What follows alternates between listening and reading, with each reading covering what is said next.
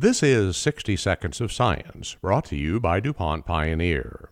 For many years, farmers have debated whether to plant soybeans in rows 7.5 inches apart, 15 inches, or 30 inches.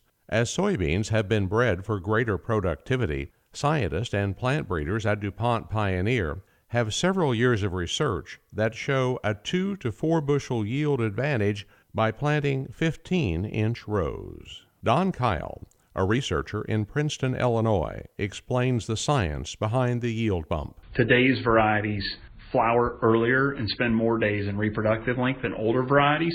As soybean varieties begin to flower, it's really important to be intercepting as much light as you can. That gives us the ability to turn those flowers into pods when we're intercepting the maximum amount of day length. So as you think about the longest day of the year being June 21st, trying to have your soybeans at canopy or near canopy by that date and flowering is the longest day of the year, and so you can capture the most sunlight, solar radiation on that day and then for the days after that. If you look down at a modern soybean plant, there is a difference in the leaf size top to bottom. Today's varieties typically have a smaller leaf type on the top, and that allows sunlight to penetrate farther down into the canopy, which again allows yield to be set at multiple nodes. For weed control, Kyle says narrow rows solve problems earlier in the season. So as you think about the weeds we face today around water hemp and the extended emergence time that those weeds can have, the sooner you close those rows is really when you start to block out new weeds from emerging.